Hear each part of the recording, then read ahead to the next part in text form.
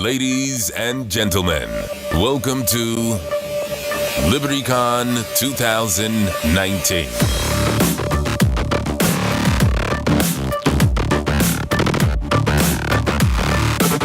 Where the movement gathers to reflect on our history, where we are today, and what the future holds. So sit back, relax, and get ready for a jam-packed, exciting, challenging, and invigorating weekend. Now, please welcome to the stage our MC for the evening, Miss Gloria Alvarez.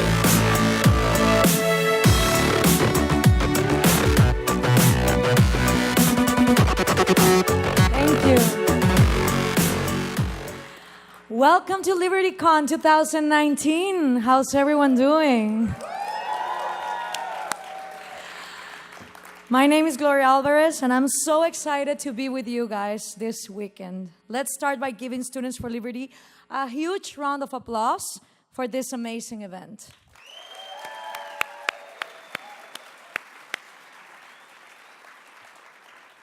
So it is always amazing to think that this conference first started like 10 years ago with only 100 or so attendees. Now the conference happens annually, and it has brought together thousands and thousands of people over that time. One of the reasons for SFL's success as of late is the dedication and commitment of its CEO, Wolf von Laer. Let's please welcome him now to the stage, Dr. Wolf von Laer.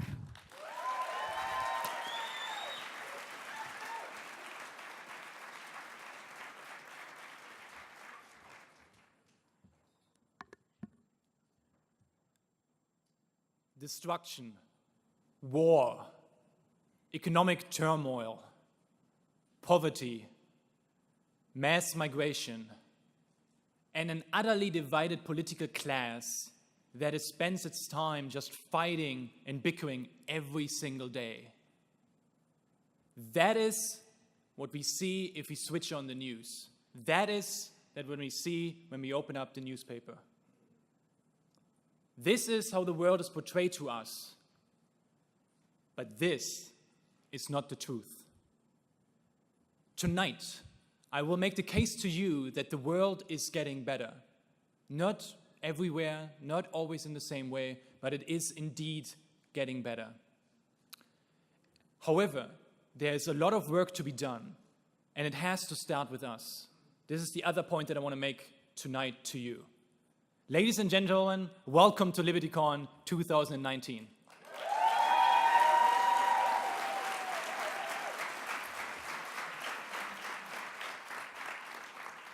I want to thank you all for coming. We will probably have more than 1,000 folks here over the next couple of days, and you're coming from here in the United States, but from all around the world, and I do appreciate you. Because it means that you want to learn more about the ideas. It means that you want to engage in civil discourse. And this is all only possible because of all the great exhibitors that we have here and partner organizations that partner with us. And I want to thank all of them, and specifically Reason, Google, Bitcoin.com, and the Washington Times.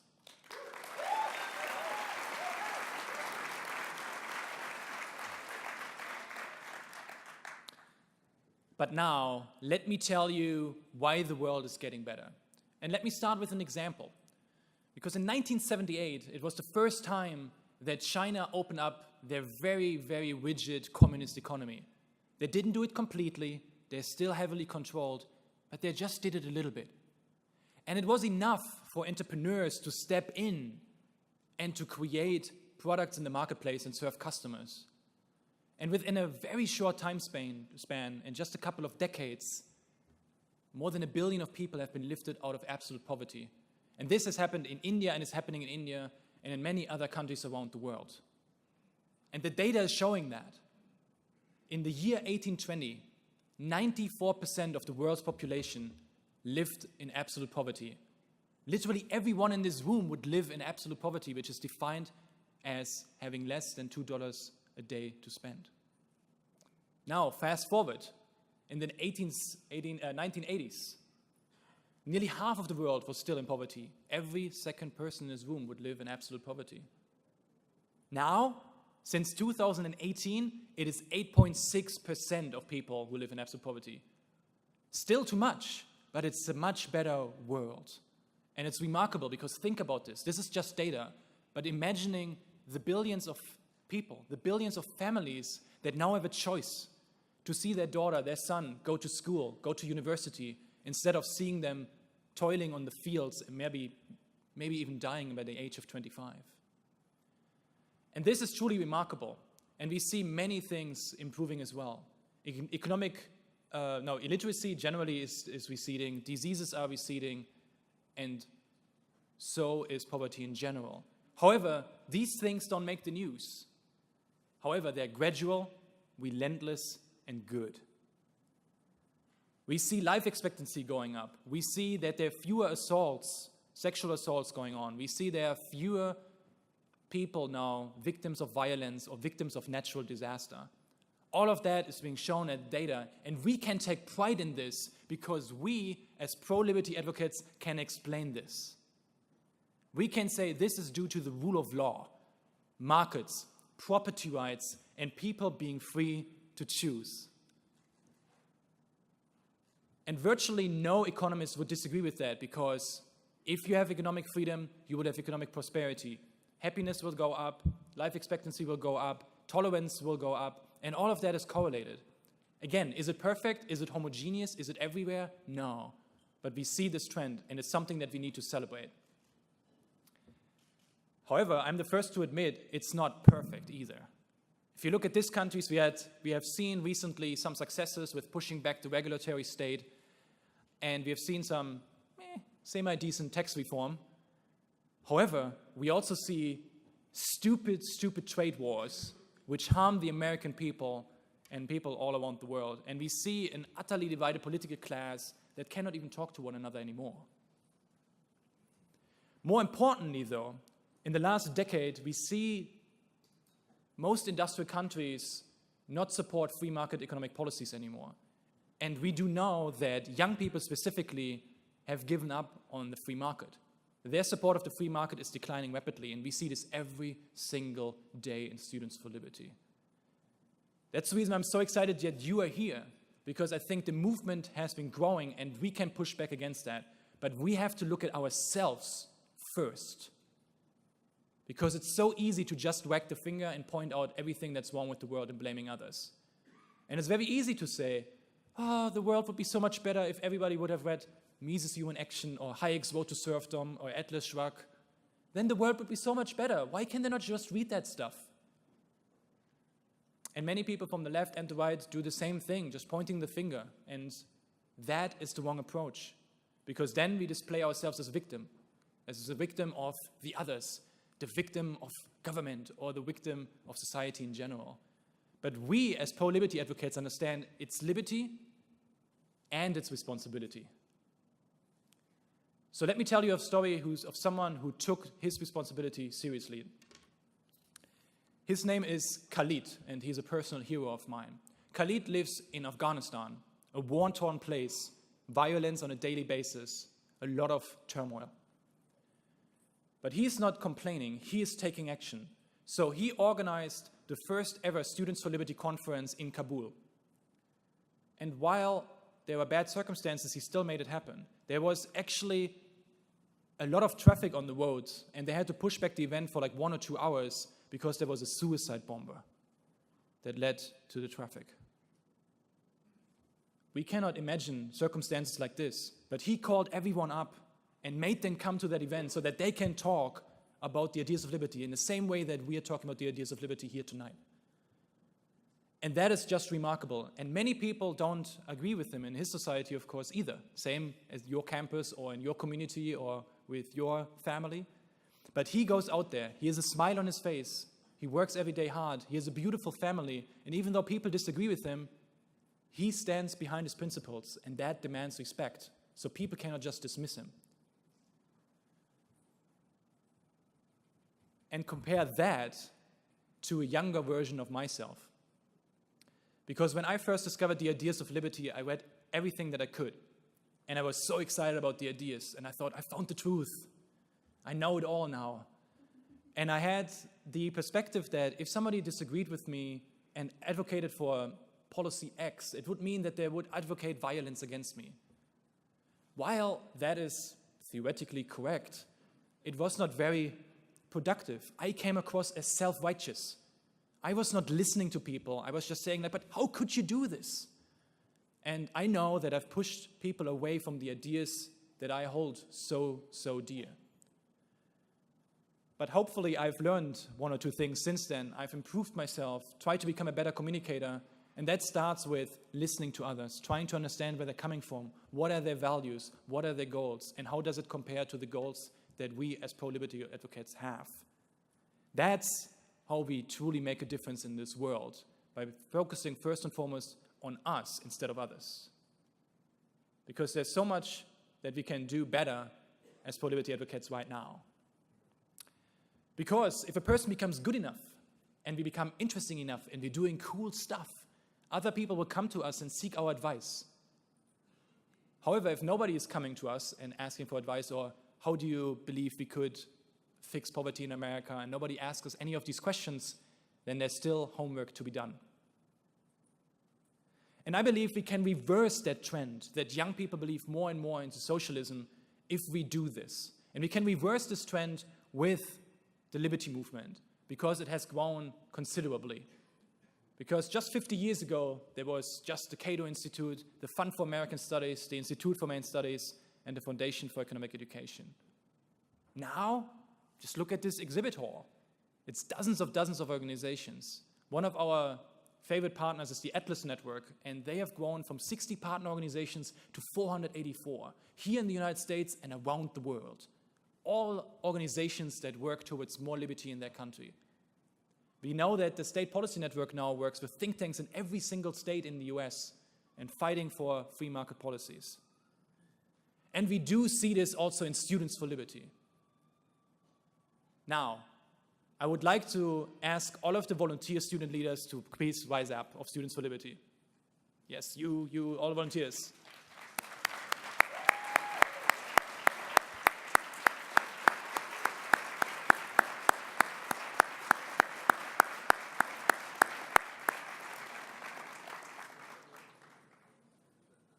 These are young individuals, often not even 20 years old. But last year, they organized, in a single year, 1,482 events with 65,180 people.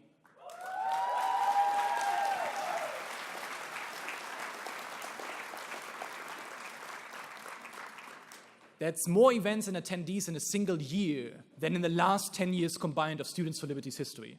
And that's what young people can accomplish. That's what you also can accomplish being in this room. So please, enjoy this conference, improve yourself, and spread a positive view of our ideas. Thank you very much, and have a good night.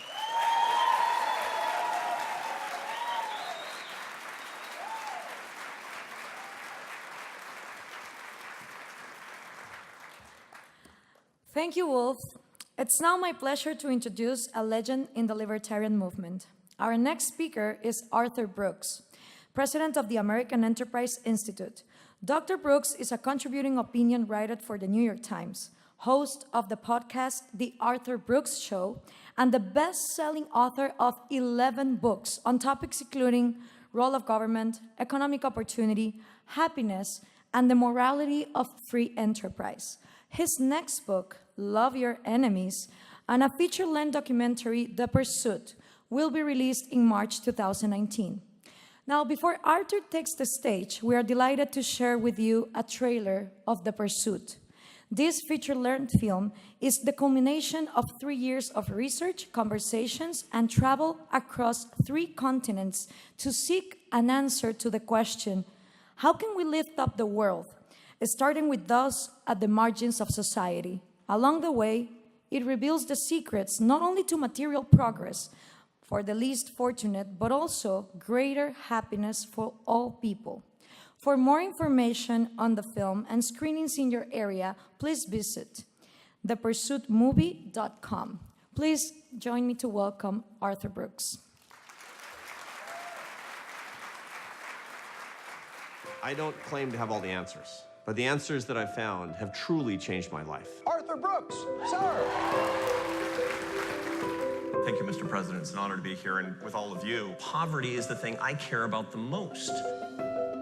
I think that the suspicion that people have about capitalism comes because they think people like me don't believe in morals and they don't believe in any regulation at all. And that's not true. Here's the great irony of our times. People in the wealthiest countries in the world are increasingly turning against the very system that's lifted us out of poverty. If India had not adopted economic reforms, there would be 375 million poor people more in the country today. Whatever we got to do to get the American dream, honestly, then that's what we're going to do, you know? The American dream is always predicated on you work hard, you get the right grades, you go to the right schools, and a lot of time, it doesn't work that way. The real poverty exists when a young man or a young woman grows up with no dream. That's poverty, man. You know, coal goes away. What are we going to do? They didn't think about that. They didn't expect it. They didn't expect it. 2 billion people have been pulled out of starvation level poverty. What did that? Everyone wants happy life, do not want suffering. You are showing genuine interest, not only money matter, but more wider perspective. I really very much appreciate it. Thank you. Thank you, Your Holiness.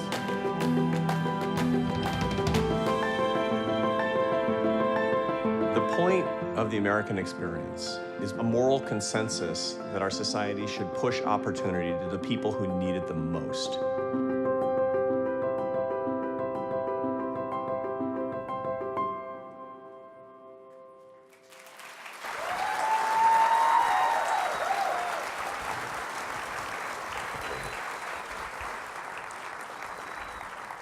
Ladies and gentlemen, what an honor it is to be with you. Thank you for watching that trailer. I'm so excited to show the rest of the film to you. Anybody who wants to see it, it's coming out soon. And I've been looking forward to this, looking forward to talking to a room full of people fighting for liberty, fighting for what we have to value the most. That is the possibility and promise of people who come after us. Thank you for doing that. It's a mission. And it's a mission that you can live up to, and so can I. And that's what I want to talk about tonight. You know, I have strong opinions on politics. I have strong opinions on social issues. So do you. But you know the thing I hate about America today right now is that we are being told that we have to hate each other, especially people who disagree with us. I bet every single one of you agrees with me that you should be able to hold your opinions and still love others who don't hold those opinions. How are you going to do that? Well, I'm going to give you some ideas about how you can be at the vanguard of the movement to bring America together. Wouldn't it be wonderful if the people who have the mission of the liberty movement were the missionaries for bringing the country back together again? That can be our cause, and this can be a new day. But we have to know how. You know, when I watch the bitter debates that are going on today, I remember when I first had this big epiphany. You know, I run the American Enterprise Institute. I'm a think tank president. So I travel around for a living. I give 175 speeches a year. It's a great life. I talk on left-wing college campuses, and I talk to conservative activist events and everything in between. And I was in New Hampshire in 2014 giving a speech to a conservative group. It's about 700 conservative activists. I mean, super fired up, three-cornered hats, the whole deal. And I remember I was the only non-politician on the speaking docket. I got there a little bit early to kind of get my bearings and listen to some people. They were all politicians. Most of them wanted to run for president, Republican president. And, you know, they were doing what politicians always do. They were throwing stakes out into the audience. Like, the people on the other side, they're stupid. The people on the other side have evil ideas, the whole thing. Just getting people really emotional. And I thought to myself, you know, I don't have to run for anything. I'm not a public official. I don't need votes. So I'm going to see what I can do to make this better. So I thought about it, and I cooked up this little thing I was going to say in the middle of my speech. And, you know, I was giving a talk about economic policy or something, and about how we need to let people keep what they earn and earn success and how dignity comes from work. And In the middle, I stopped and I said, but I agree with pretty much all of you in this audience, but I want you to remember that there are a lot of people here who are not here because they don't agree with us. Who are they? They're political progressives. And I want you to remember, my friends, that they're not stupid and they're not evil. They're just Americans who disagree with us. Now, I knew that wasn't going to be an applause line. But here's what I was not expecting. Very nice lady, I'm sure, said, I think they're stupid and evil. And she wasn't trying to offend me. She was making a joke, right? But you know what I thought of at that moment? I thought of Seattle. Why? Because it's my hometown. I grew up in a progressive family in Seattle, Washington, which is redundant, because they all are, But when that lady said that, she was talking about my family. And I took it personally. At that moment, I had a big epiphany that I want to share with you. What we're being told in this country by people on TV and people in politics and people in entertainment and people on college campuses is that we should reject, we should repudiate people that we love. Question for you, show of hands. How many of you love somebody with whom you disagree politically? Thank God, it's 100%. I'm going to round it off to 100%. Close enough. That's the country I want to live in. And that's the country you want to live in too. Here's the mark of moral courage. Not standing up to the other side. It's standing up to your side when they insult people on the other side. That's what our movement can do, because that's what liberty can do. It gives you the liberation to do that. Question is, how? Because it's tricky, isn't it? It's a hard thing to do. If you're on a college campus or if you're in pretty much any place, it's hard to stand up to your own side. So let's start by asking, what motivates this tendency that we have to hate each other so much over politics? It's the worst it's been in my lifetime, yours too. What motivates that? And the answer is not anger. You hear the politics too angry today. It's wrong. Anger is no problem. The problem is what psychologists call contempt. Contempt is the conviction of the utter worthlessness of another human being. And that's what we hear every day. I have a friend, his name is John Gottman. He's the world's leading expert in marital reconciliation. He has a thing called the Gottman Marriage Laboratory in Seattle, Washington, at the University of Washington. And John Gottman, he says that he can counsel a couple that's quarreling, having trouble, and he can predict with 97% accuracy if they will be divorced within a face in your head, right? It's wrong, because you just got in a face in your head of somebody you disagree with. The people you need to stand up to and turn off are the people you agree with, but who are actually profiting from our terrible climate of contempt. Make a list of those people and cross them out of your life. Cross them out of your reading. Cross them out of your media consumption. Declare your independence. That's homework assignment number 1. Homework assignment number 2 is seek out contempt. Usually when it's something that's unpleasant, you want to run the other direction, right? But that's wrong. I've met a lot of really courageous people who are religious missionaries. What a hard job, There's a missionary on the porch. Pretend we're not home. There's a lot of rejection. So I have a suggestion for religious missionaries. Only go to the houses where people are already converted. You'll probably get a sandwich. That's idiotic, because you're going specifically to places where people haven't gotten the message. You believe in something. Let's not make this a religious metaphor. Let's make this a metaphor for what you believe is truth and what you believe is good and better for people, especially poor people. You need to share that, which means you need to go where people disagree with you and where you've not been invited. You need to go where people have contempt for you and have other people, including them, see you return their contempt with warm-heartedness. A couple of quick suggestions on how to do that, because it's not enough for me to tell you to do that. How do you do it? Number 1, make more friends with people on the other side, no matter what side you're on. Specifically, more good friends. Because if you do that, you're going to get more ideas, and they're going to get yours as well. If you don't have any friends who are not libertarians, you need to get out more. I mean, it's great that you're here because we need some sustenance. But when you get back home, widen your circle of friendships. Number 2, remember that guy John Gottman, that psychologist I told you about who brings couples back together? He has this technique that he uses for couples that are just about to split up. He calls it the 5-to-1 rule. He makes them carry around notebooks, and they can't criticize each other until they've said 5 complimentary, beautiful things to each other first. Follow the 5-to-1 rule, especially on social media. You don't get to say anything negative at all or anything critical until you've said 5 complimentary, positive things first. By the way, by the time you get through that 5, you won't remember your criticism. You'll be a more positive person. This is how you find contempt and answer contempt with warm-heartedness. And the last piece of advice I want to give to you, homework I want to give to you, is to practice gratitude.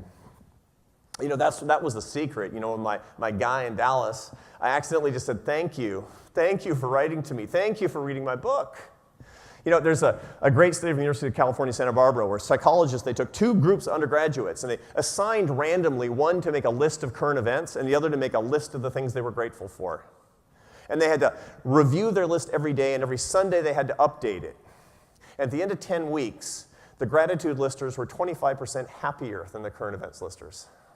Friends, that's free. You get to do that. You get a 25% boost in your happiness by simply counting your blessings, and there are so many. You should be grateful to live in a country that's free in most ways, where you can come to this and there's no knock in the night and there's no jackbooted thug, where we can disagree politically. You should be grateful for the people on the other side because there is another side, and in so many countries around the world there isn't another side. Gratitude is the right reaction. It only makes sense. There was a great book written in 1936 by the self-improvement original guru, Dale Carnegie. He wrote How to Win Friends and Influence People. And then my favorite chapter of that book, it talked about secrets of success. He went to the most famous magician of the day and asked him for his secret to why he was considered the world's greatest performer. A guy named Howard Thurston. He was performing on Broadway. He was finishing a 40-year career doing the same tricks 8 times a week. Rabbits out of hats, card tricks, the whole deal. And Dale Carnegie is out in the audience trying to figure out why he's considered such a great performer, and he figures it out. He is connected to his audience, and he thinks, this is amazing, 8 shows a week for 40 years. How does he do it? So he goes back to Howard Thurston's dressing room afterward, and he said, what's your secret for staying in the game like this, for staying so connected to those people? Because that's why they love you. And he said this, every night before I go out on stage, I say this to myself, quote, I am grateful because these people came to see me. They make it possible for me to make my living in a very agreeable way. I'm going to give them the very best that I possibly can. But then it gets better. Before he'd hit the footlights, right before he went out on stage, he would say this to himself, I love my audience. I love my audience. That had such a big impact on me when I read it years and years and years ago. You know what I said to myself before I came out here tonight? And it's true, I do love you. Because I'm making my living right now. I get to go to LibertyCon, and I get to talk about something that's important to me, and I get to talk about how we can be better and we can win as a force for good. You're making that possible for me, and I'm truly grateful to you.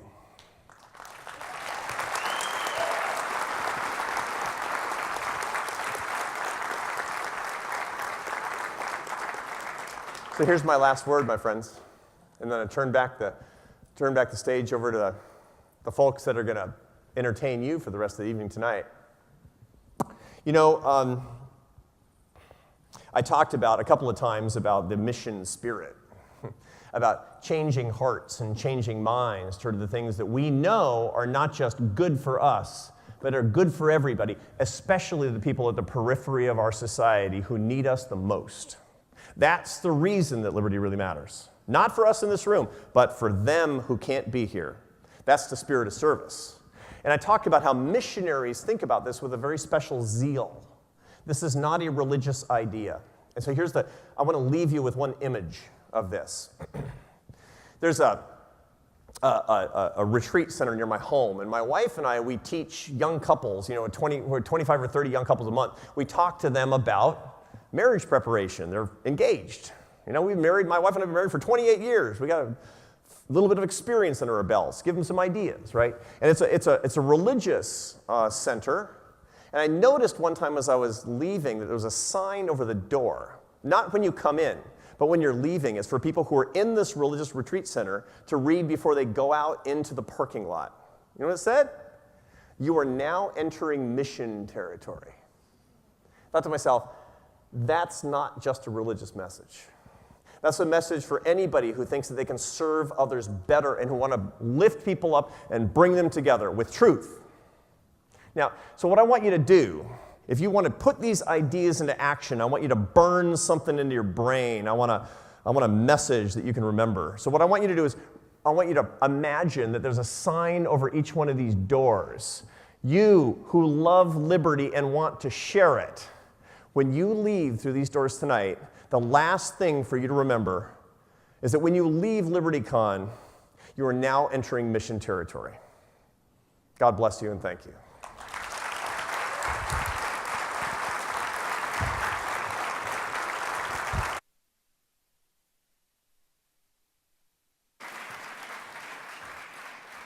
Thank you, Arthur. So you may have noticed a ticket on your seat. It was provided by Bitcoin.com. Bitcoin.com is giving everyone in the audience free Bitcoin Cash. So yeah, download the Bitcoin.com wallet from wallet.bitcoin.com and scan the QR, and you can receive up to $100 in Bitcoin Cash. Yep. Who's inviting for the drinks tonight? As many of you know, the US government is still in shutdown, so unfortunately, Ajit Pai, okay, you're excited about that. So Ajit Pai can no longer join us this evening because of it, but we will have Catherine Manguward interviewing Congressman Amash in just a bit. But before that, you're so excited tonight. Before that, we bring them, please help me welcome Lou Perez. Is this thing on? Whoa, thank you guys so much. I got to say, I feel a little bad because after that amazing presentation by Arthur Brooks, positivity so much, I come out dressed like Satan. Which I think actually the real Satan is here somewhere, if I have my things right. Actually, I feel like I'm actually supposed to be doing comedy for you, but the way that I'm dressed right now, I feel like I should be selling you a new cryptocurrency. Something called, I don't know, like douche dimes. I'm really bummed that Ajit Pai couldn't be here. I know we're very happy about the government shutdown, but as a comedian, I wanted to perform in front of the head of the FCC, right? But I guess now that he's not here, I can say fuck all I want. I don't have to worry about getting fined or bleeped or anything like that. I wanted to thank him, though, for all the work that he did defeating net neutrality. I think that was fantastic. Yeah, thank you, fellas. You know, we're like a year into this thing, and the fellas, we all know, the porn has not slowed down. Yes, yes, and we have not paid for any of it. Socialized porn. That's what it's about. Although there's one thing I would really love to talk to Ajit Pai about, and the FCC in general. I would really love for them to regulate mean comments on YouTube. Because I get a lot of them. Very mean comments on YouTube. I know some of you guys here are making those mean comments about me on YouTube. The other day I got a comment. The guy said, "Whoa, check out the ghost of Billy Mays."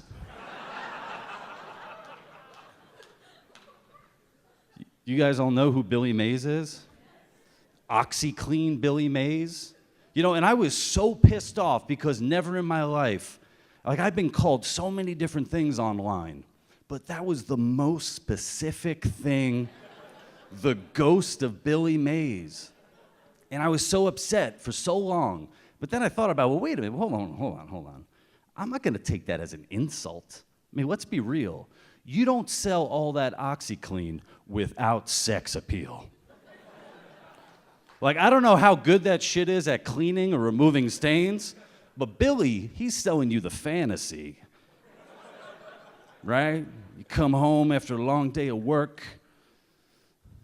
you straddle up to that washing machine you got, and there's Billy waiting for you. He takes you into his arms, and then, oh, is that my cheek against his beard? Feels so good. You know how good it feels? For the first time in your life, you feel like you're worth 2 easy payments of $19.95. Ah! The man's a legend. We miss you, Billy. This one's for you. The people who booked me had no idea Billy Mays was going to be such a large part of my presentation. But why not? Another thing I'm a little tired about, Arthur Brooks was talking about, you know, just how cruel we are to one another. And so I'm just going to come right out and say it. Can you guys stop calling me a cuck? Seriously. And for those of you who don't know what a cuck is short for cuckold, which is a man who lets other men have sex with his wife. Now, first off, that sounds really hot. Okay. Second off, I'm only 6 months into my marriage, okay? We're not there yet. But if any of you young, handsome libertarians want to give your resume, there may be an internship down the road. Well, hey, man, in this economy, you got to see what your options are. That's all I'm saying. That's all I'm saying. I am married. Anybody here married? I mean, you guys are all pretty young. Yeah, woo, yeah. We're married, and we're starting to learn a lot of things about each other, my wife and I. And what I'm learning is that I annoy her a lot, and I'm learning that I get annoyed when she points out that I annoy her a lot. And one of the things that she gets so annoyed with me about is that I like to piss in the shower. Come on.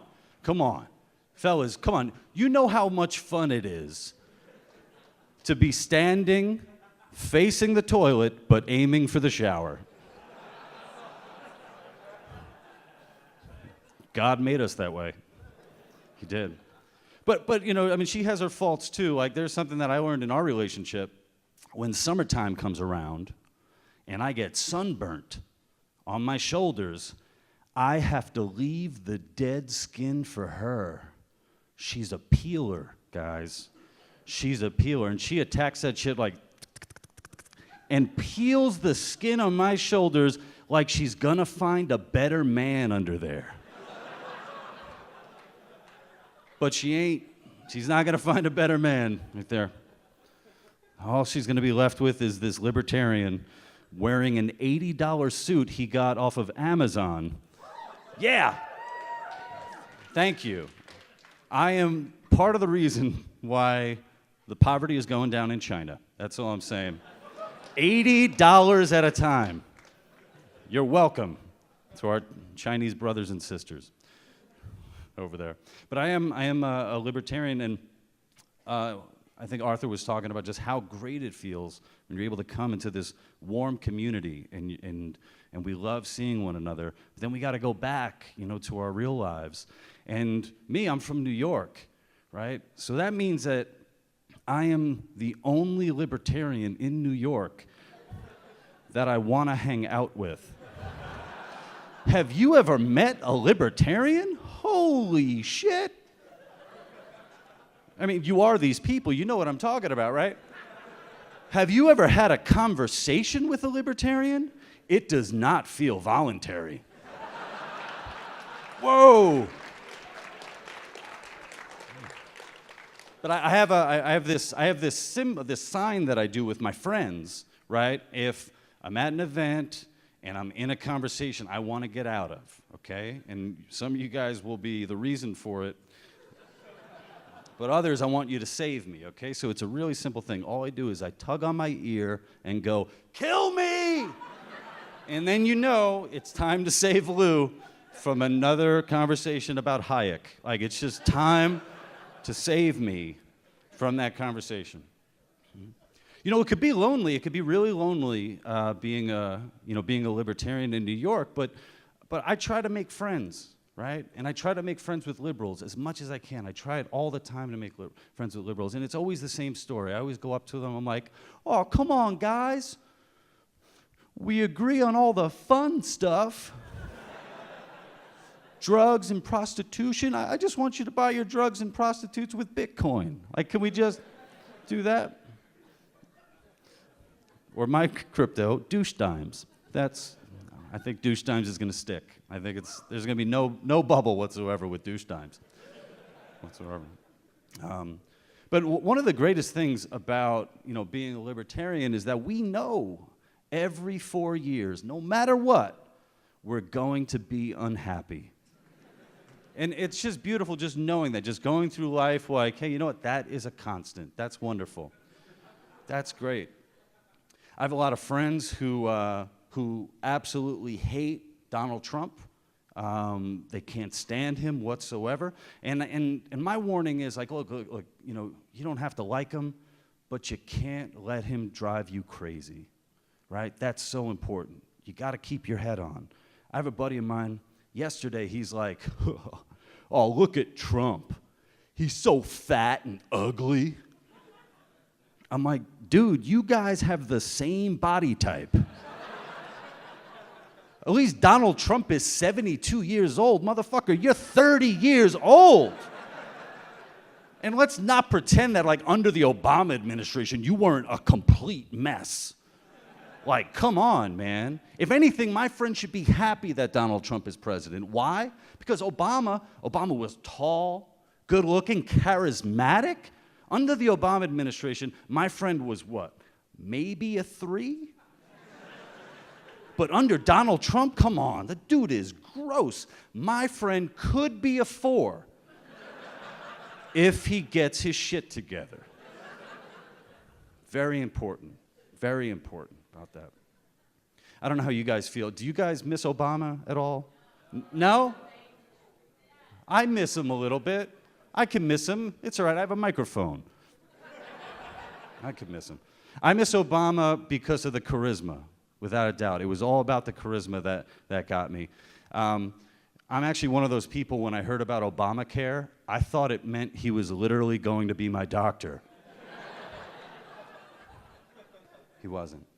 He wasn't at all. I'm trying to bring people together as much as I can, and I think libertarians, we're in a great position to do that, right? Because we're so weird.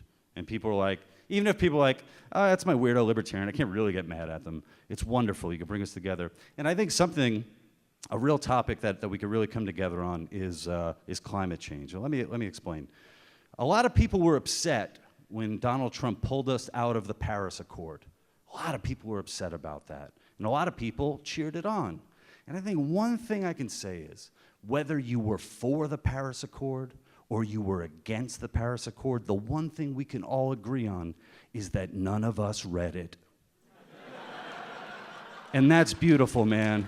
That's so beautiful. You guys are beautiful. Thank you so much. Really appreciate it. Enjoy the rest of the show.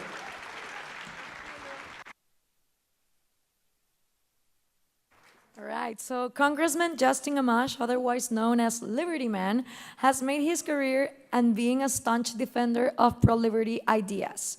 We're very excited to have Congressman Amash with us this evening, where he will be interviewed by Catherine Mangue-Ward.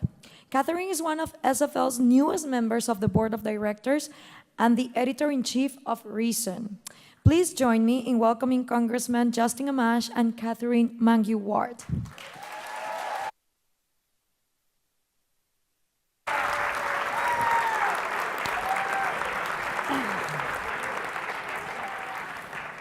Yeah, we got Bitcoin on our chair. It's exciting. Thank you so much for joining me on stage, Congressman. My first question is, I actually have to ask, like, you were tweeting about Adele this afternoon, and so I just want to check, like, are you okay? I'm fine. I was just listening to Adele, and I had to say what was on my mind. I mean, it was a tweet about how she sounds better alone. Yeah. Okay, I just wanted to check. I mean, I don't know what she was intending with the song, so I don't know. Okay, But that's fine. He's I fine, think, I everyone. think it's better when she's solo. He's not lonely. So I guess you're probably sick of talking about the shutdown, but too bad. We're going to talk about the shutdown. So let's start there. I noticed there was a smattering of applause for shutdowns out here. So let's start with that. Should libertarians love shutdowns? We should love limited government. We should love decreasing the size of government. I'm not sure that the shutdown persuades people to come in our direction, and I think a big part of what we need to do is persuade people. So it's always easy for us to go out and cheer for things like the government's not operating here or there. And frankly, by the way, most of the government is operating, so like it's exaggerated, the extent of what's shut down. About 85 to 90% of the government is operating and funded. But I think when you've got the media reporting all of these stories about how people are at home and not receiving their paychecks and other things, I don't think that brings people to our side. So this isn't the best way to persuade people by saying rah, rah, rah, like it's so great to have a shutdown.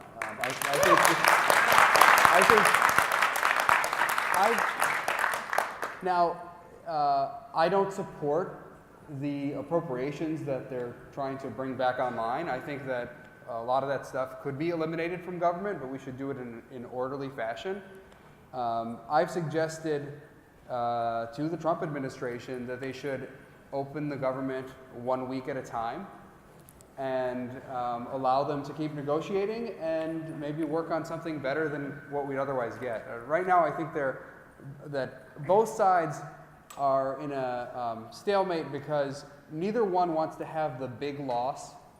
So if there's long-term funding but there's no wall, then Trump gets a big loss. If there's long-term funding and there's a wall, then the Democrats suffer a big loss. Neither side wants that big loss. So the way to avoid the big loss is just do it 1 week at a time and keep negotiating and bring down the temperature. Does either side deserve the big loss? Well, they both deserve to lose. I mean,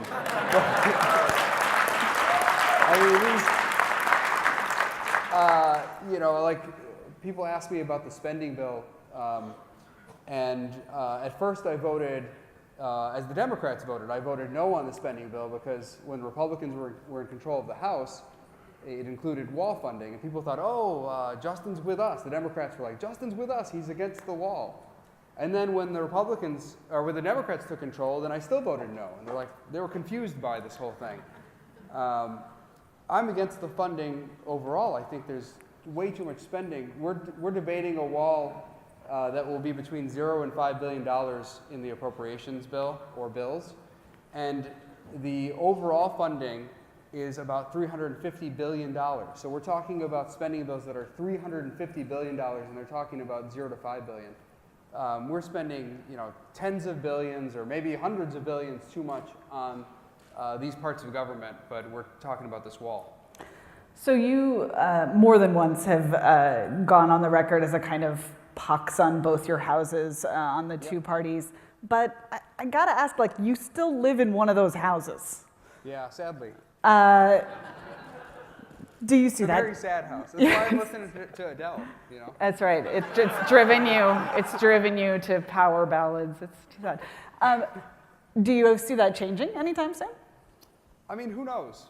I think one of the problems with our system right now is that the two parties control all the levers and they try to keep the other parties out. I'd like to see a more open system that allows third parties to compete. And I really do think there's a lot of room right now for a strong third party.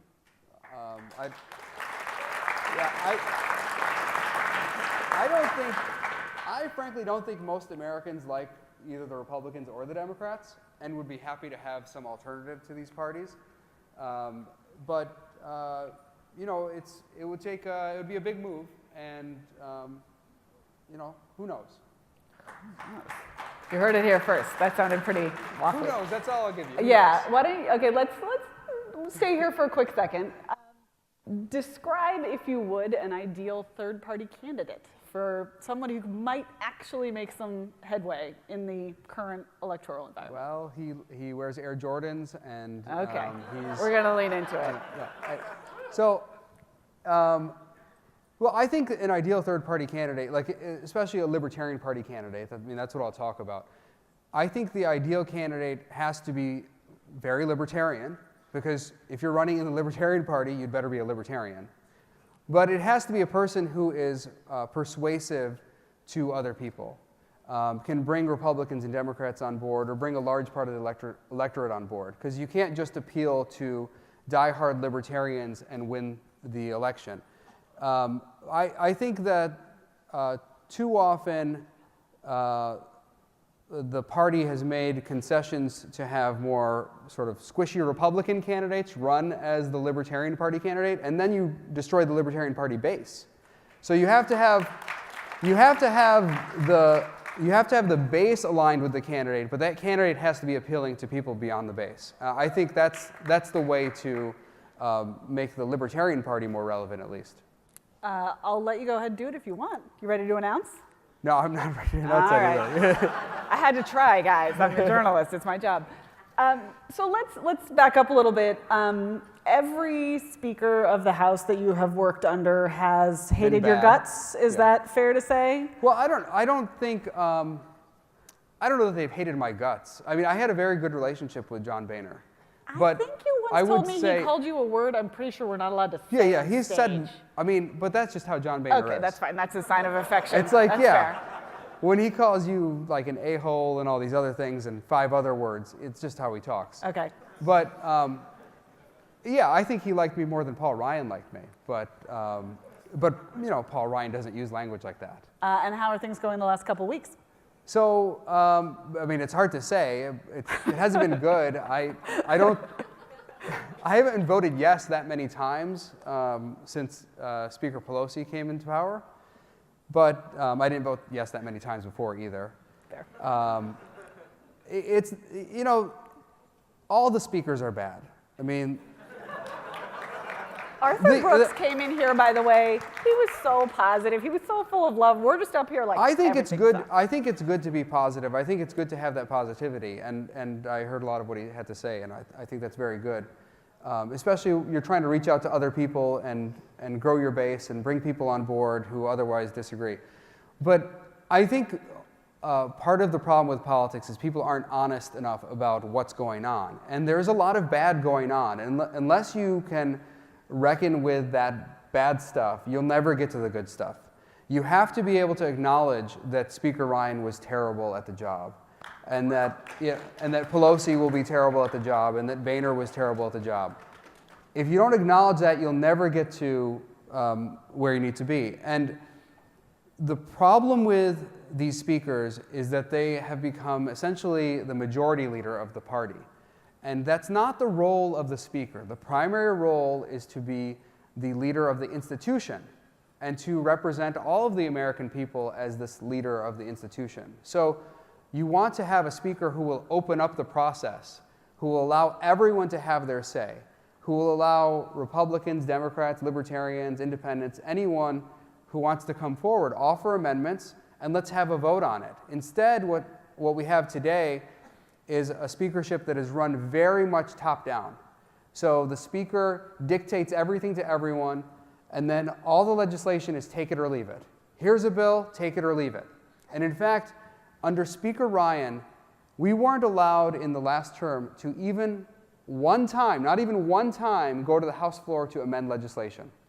It's the first time in our country's history, and people don't know that. First time in our country's history that members of Congress could not go to the House floor to offer amendments on any legislation. Never happened before. It's what we call an open rule, where people can bring their ideas to the floor. So And we had a record number of what's called closed rules, which is a take it or leave it bill. So the only time anyone got to offer amendments at all was when we would submit them to the Rules Committee, which is run by Speaker Ryan. And then he decides whether your amendment can be allowed on the House floor. But of course, when that's the case, you only get really bad amendments that are allowed on the House floor, ones that they know will not pass, or amendments that don't really do anything. So we never really got to legislate. And the Speaker's job is to ensure that the House can legislate. That's the Speaker's job. And by the way, I brought this up on Twitter the other day that I think is a point that's often missed, but very important. People complain about how strong the executive branch is. One of the main reasons, if not the main reason the executive branch is so strong today is because Congress is so weak. And the reason Congress is so weak is because it's top down. If you had a Congress that was not top down, where all 435 members in the House had a say and all 100 members of the Senate had a say, it would be very difficult for the president to run roughshod over Congress. Because when the president's negotiating with Congress, he then has to deal with a huge group of people, and he can't possibly dictate the outcome to them. So the Speaker would say to the president, you know, give me your idea, I'll take it back to the House floor, we'll have a vote on it. And the president's not going to like that. The president's going to say, well, I just want to negotiate with you. And a good speaker would say, Mr. President, that's not how this works. You don't negotiate with me. I take your ideas to the House, we have a vote on it. If it passes there, it goes to the Senate, and then you get to decide. So that's how our system's supposed to work. On that point, I'm wondering, it's true, first of all. First, a quick reminder, send me your questions. I'm not rudely checking my email. I'm reading your questions. While I read them, though, I want to ask one more of my own, which is, I want to know how the generational warfare is going on the Hill. Because you and I are exactly the same age. That means I am extremely old for a journalist, and you're extremely young for a congressman. I don't know about that. But there are now, like, you know, there's some new babies on the Hill. There's some real fetuses up there. And yeah, so I'm like an old man now. Yeah. So I guess I'm wondering, you know, as you watch, you know, hearings on social media regulation, and you get this kind of series of tubes vibe from some of the older dudes, you know, when is the changing of the guard, and what does that look like, and how angry are the youngs? It's hard to know. Like I said, I'm kind of the old man now. Now I'm accused of telling dad jokes all the time and stuff. So I think that a lot of the young people are shaking it up, particularly on the Democratic side. On our side, not as much. There are a lot of people who come in and they talk a good game. You know, you have young people who come in and they'll talk a good game. But when you look at the votes, they're basically the same as the old people. I think the character of the person matters a lot more than their age. I have a lot of colleagues who are older, who are very principled. Walter Jones is one of them. He's a very principled man. We don't see eye to eye on everything, especially there's some economic issues where we'll disagree. Right now, unfortunately, he's not doing well, and he hasn't been to Congress this term, so we're thinking about him and praying for him. But you know, he's a very principled man, and he's a little bit older. Thomas Massey's older than you might expect. I hope he's not watching. He's not an old man or anything, but you know, he's older than you might expect. He's got that baby face. So I don't think it's all about, you know, just bringing in 20-year-olds and like that means everything's going to be fixed. I think you have to have the right character, and that matters a lot. And at the end of the day, people with strong character who really believe in themselves, who know what they are when they run for office, they're likely to do much better than someone who's just kind of, you know, they might talk a good game, but if they base their self-worth on what their colleagues think about them, then you'll lose them in just a week. Those people will sell out in a week. So on Twitter, Nathan Goodman asks about the threat the Trump administration's immigration policy poses to civil liberties.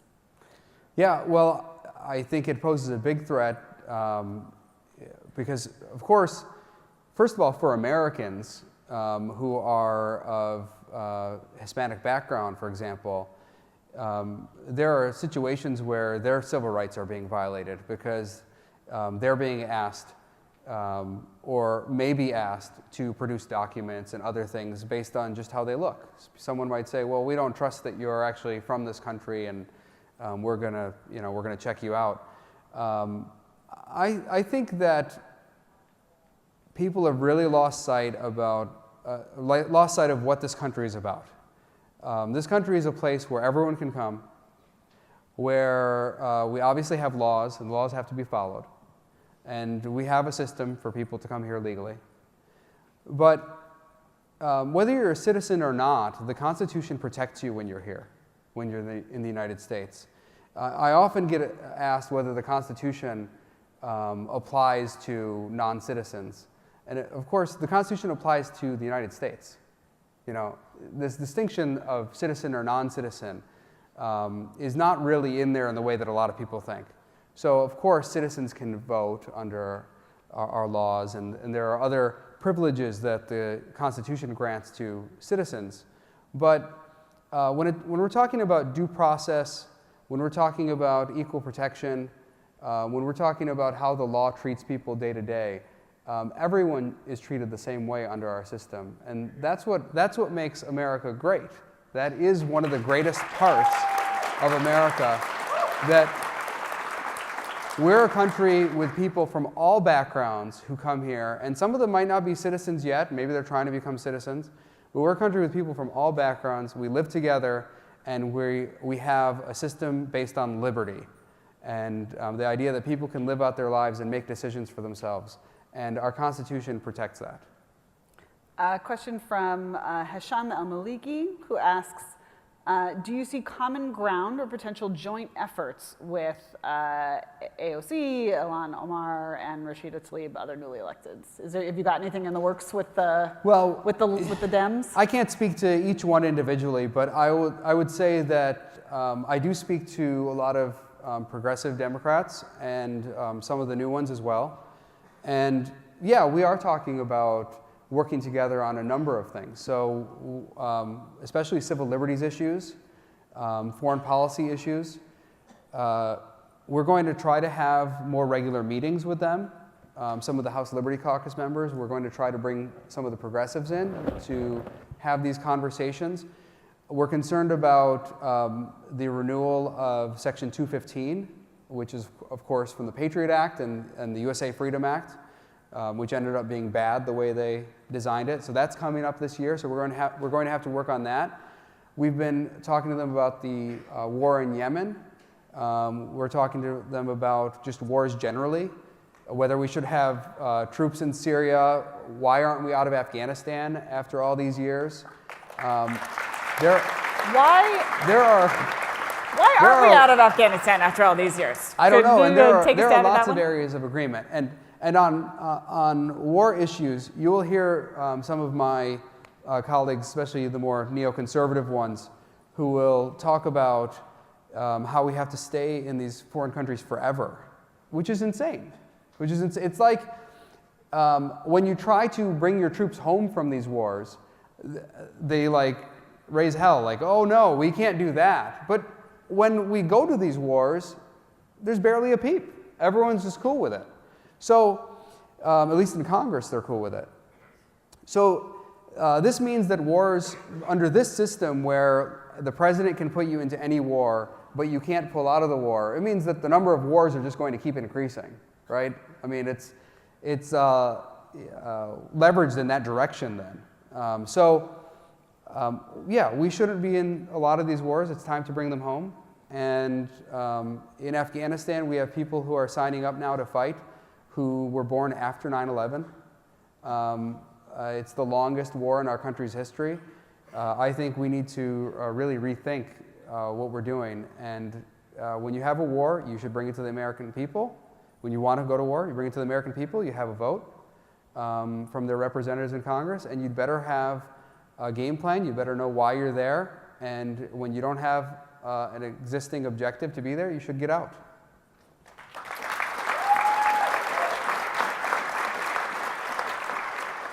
I have one final question, which is wrap up now. They said we have to get out. So my last question for you us out already. Is I generally hate politicians a lot. Yeah, me too. I don't I really hate them. I don't seem to totally hate you yet. Okay. So I'm wondering if you could just end the suspense and tell me, like, what are you going to do to break my spirit? I need to get ready. Nothing. No, I'm not going to break your spirit. Okay. I think I wouldn't do that. Look, I care about doing the right thing, and to me, that means sticking to my principles. I ran as a Hayekian libertarian. I mean, that's how I would describe myself. I'm a big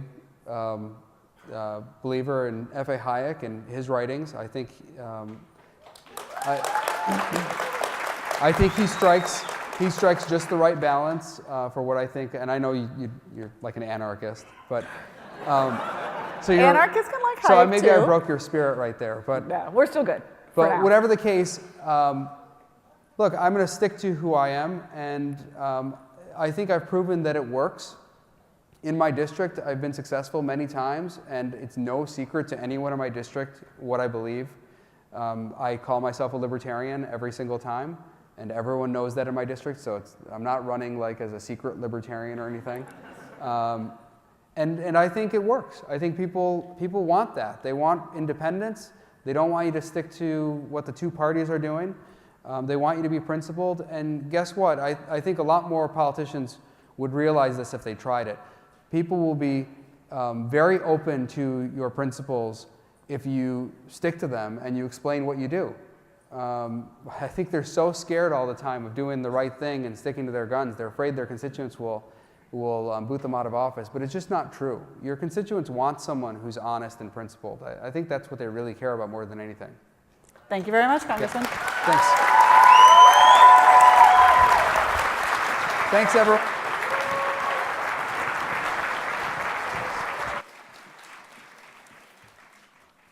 Thank you, everyone. What a great way to kick off LibertyCon 2019. As a reminder, yoga and MMA start tomorrow at 8 a.m. So please hydrate yourselves. And sessions will start tomorrow morning at 9:30 a.m. Now, please join us in the back of this room for an all-conference reception, which has been provided by the folks at Facebook. Thank you.